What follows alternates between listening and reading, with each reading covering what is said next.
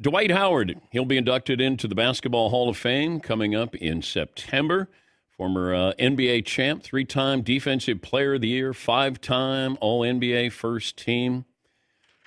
Dwight, how are you doing, man?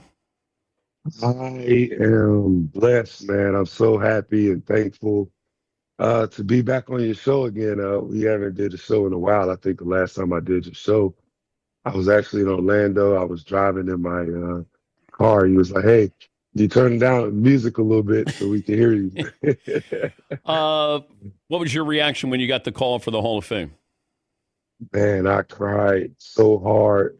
It's just like the first day, soon as I got the call, seeing the name, the Naismith Basketball Hall of Fame, calling my phone, seeing that, and then hearing him actually say, "You have made it in to one out of 456 people who have been in the Hall of Fame for basketball." Every memory of basketball that started, my youngest memory, shooting on my first basketball goal, watching my Magic Johnson tapes, and then just the tears start flowing. And man, it's an incredible journey with a lot of ups and downs. But to make it to basketball heaven is for me it's everything. What would you be like? What kind of player if you were coming into the NBA now, given the way the NBA is? Oh man, what kind of player would I be? Well, I feel like my time in Orlando, I was very unstoppable with our offense and in the style that I played. I believe that if I was playing now, I would still be a dominant player, a top five center, I believe, in the league if I was playing right now. Yeah, the game has changed so much with the perimeter, and Yeah, I knew you grew up idolizing Magic, but maybe you would have geared your game to be more perimeter based. I mean, we got 7 footers playing on the perimeter all yeah. night long. Well, that's true. Actually, when I started playing basketball, I didn't play center. I didn't play center actually until I got to the NBA. So when I got to the NBA, that's when my position changed. And back then, there were no stretch fours, there were no no stretch fives. It was only Dirk Nowitzki, and the next person close to him that was shooting that much was Tim Duncan, and he was shooting more so off the glass shots and free throw line and in shots. And I remember the last conversation I had with Kobe before we joined team was what he wanted me to work on was those free throw line and then jump shots and stuff like that. But today's game and when I was coming up in the game, that shot was taken out. So now I would be a perimeter based player, and that'll be a lot of fun. I get to show people my other skills and the skills that I've had growing up, and I go back to just being a kid again. How tough was Kobe on you? I would say he was that tough on me, what like people would assume, because I was a hard worker. I wasn't somebody that he had to worry about getting in the gym, working hard in the games and stuff like that. I just think we just at the time we was in two different places in life, and we didn't see eye to eye. We didn't give each other a chance to even see eye to eye. Um, but hey, you live and you learn. If I gave you a mulligan on getting out of Orlando, would you have still left Orlando and gone to the Lakers? Uh, my intentions was not to go to the Lakers after Orlando. Um, I now know what I know now. Leaving Orlando uh, taught me many lessons in life that I needed. And I feel like if I would have stayed in Orlando, maybe I wouldn't have learned those same lessons. Hmm. Um, and it's just how you look at it. I hate the fact that I did have to leave Orlando. That was my first home. But I believe that everything happens how it's exactly supposed to happen. And I can't question fate. The only thing I'm glad about is that it led me to the Hall of Fame.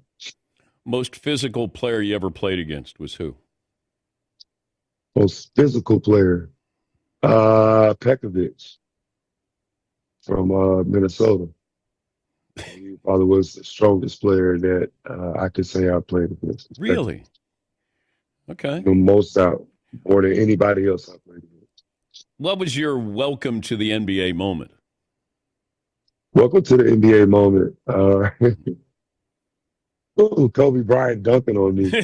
Uh, Well, you're not alone in that category there, Dwight. well, it was a funny one because I remember actually Brian Grant. He actually after that play he said, "Welcome to the league, young fella." And I couldn't wait to dunk on him back or block his shot or something. So when we played against him in the Atlanta Hawks, I took it personally to try to destroy him.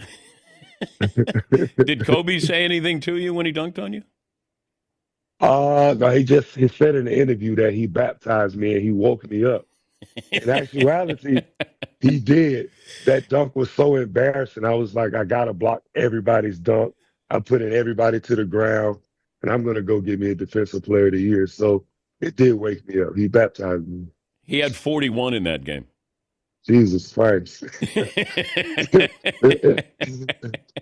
He must have had the 38, the 39 point on me. Jesus Christ. Who was the best player you faced? The best player that I faced. Ooh, best player that I faced. Oh my goodness. Skill wise, or do you mean like overall? Overall. Just best player. Like that guy he's different. Oh man. Well, obviously, Kobe. Kobe did a shot in the finals, and I'll never forget the shot. He was driving to the basket, and he went up, and I put my hands up to try to block the shot, and he took the ball between my arms, and then brought it back, came back up, and then shot the shot. It was incredible. After that moment, I was like, that's the coldest player that I've ever played against. You think you and Shaq will ever be friends? Yes, I saw him in Orlando actually after I was inducted into the Hall of Fame. I was out at a restaurant eating with my family and my friends, and the owner said that Shaq was actually at the restaurant, and I said, "I'm going to go talk to him." And everybody was like, "What?" I said, "Yes, I'm going to go talk to him." I got up, went over to where he was at, shook his hand, asked could we have a minute alone, and we had a real good conversation. And I was very happy about it. We expressed some things, and yeah, the next time you see both of us together, we'll talk about the stuff that we had a sit down about. But it was a really good talk, and I'm glad that the universe, everything worked out perfectly for us to be in Orlando at the same place at the same time to have a conversation. But when did it go south or sideways between you two? I have no clue. Oh, okay. I really believe that it was outside noise and people, he say, she say, and stuff like that. And then now it made both of us irritated. So when I hear something on TV that he says, I'm pissed off about it, and I'm responding to him, and vice versa. And to be honest, I'm just like, man, we too old for this. We have children, we have people who look up to us, and we both mean a lot to a lot of people in this world. We both done some amazing things, and we don't need this. I don't like it. I grew up watching Shaq. I respect him as a player and the man and the businessman that he is. When his father passed away years back, I was one of the first people to reach out because I knew how much that losing his father, was hurting him. And I really, as a young man, looking up to somebody like Shaq is like my big brother. So we just had a misunderstanding. Yeah, I thought it was you were both in Orlando, both had Superman nickname. You end up Mhm. following in his footsteps to the Lakers. So it's maybe he was thinking you were following in his Yeah. footsteps, trying to be like Shaq, and for some reason he had a problem with that. That's Well, how I viewed it. yeah. Well, I wouldn't. So my thing is this also. If someone is trying to follow in my footsteps, that means to me that first, that's an honor. That's humbling. And that means that I've done such a great job with my life and my career that somebody wants to follow in those footsteps. So I don't see anything wrong with that. No, now I did not do that. It just everything seemed to pan out like it was a mirror image of Shaq's life and career. We're both tall, we're both funny, we both comedians like to have fun, dance. We both dunk the ball a lot. We're both dominant centers. I understand that. We both say we're Superman. So I get it. And if I am following his footsteps, I would love that. Yeah. You know, Shaq has paved the way for so many big men. He's done an amazing job. So, that's amazing to follow in the footsteps of one of the greatest, most dominant big men to ever play. Who's going to present you at the Hall of Fame? Well, I would love Kevin Garnett, uh, Hakeem Olajuwon, and Shaquille O'Neal to walk me in. If it's not Shaquille, if he can't do it, Mark Jackson. Wait, have you He reached out put. to these guys? Are you I reaching out to have. them now? Yes, yes. I have to reach back out to Mark Jackson. Mark Jackson's story about him. I met him in high school at the Top 100 camp, and I asked him could he meet me every morning at around 6:30 to work out before camp started. And he thought I was playing around and I wasn't going to show up. And I told him I was serious about being the number one pick and the best player in the nation. So I was there every morning. He was there every morning to help me get better. And I remember that. That really helped shape and mold me for the NBA. So, I would love for him to, walk me in. But I said, I think it's players who have made it into the Hall of Fame. Okay. Yeah. I mean, it sounds like you got a posse there, not just one person, Dwight. So Shaq, Kevin Garnett, Hakeem and Olajuwon. Hakeem Olajuwon. Yeah. Well, you got to pick one. I don't know. Can you have three? I think you can have two. Okay. My favorite player of all time is Wilt Chamberlain. So if he could do it, I would love Wilt Chamberlain to be there as my favorite player. So yeah. Well, that's not going to happen. So I think it would be awesome. I mean, if Wilt Chamberlain walks you in, hey, that'll be a pretty great moment. He's been dead for a long time, Dwight.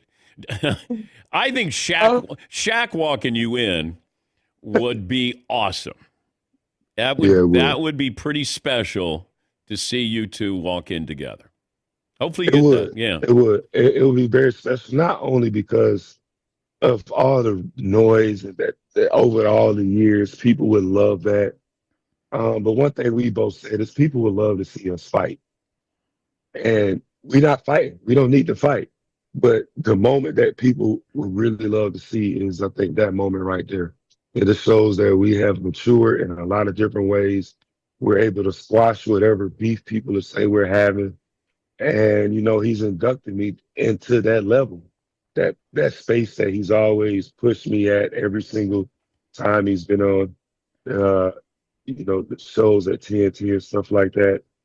So just to see him do that, I think it'd be really awesome. And I'm going to script this for you. You and Shaq walk in, and then you open up your jackets, and you got Superman T-shirts on. That would be hilarious. All right, we just got to get Shaq on board. That's it. We got a little bit of time. You got a couple of months. Before. I think we got some time. I'm gonna start working on sending her some more messages, see if it works. Well, more importantly, congratulations on all of this, and thanks for joining us. Thanks for having me, man. I don't know if you know, I'll be joining the Big Three this year. Play some Big Three basketball with Ice Cube. And if you have any players that's interested in playing I have my own professional league in Asia. It's called the Asian Tournament. We're having a draft April 11th and April 12th of this month coming up.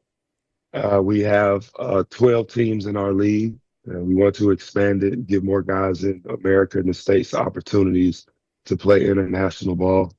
Did an awesome job for me, my career, and it could do an amazing job for other guys. So I would love to give them that opportunity. Can Cube play anymore? I mean, he messed around and got a triple-double, Dwight, which I don't know if he really did. Oh, he kept his own Dwight, he kept his own stats in a pickup game. You are hilarious. That was so good. Can Cube still Today play? is a good day. Can Cube play? He can still play. That's Oh. why he added the 4-point shot. Oh man. Good luck with all of this. And Thank again, you so much. congrats and thanks for joining us. Thanks for having me, man. Have an awesome day. That's Dwight Howard, going to be inducted into the Basketball Hall of Fame in September. Let's take a break.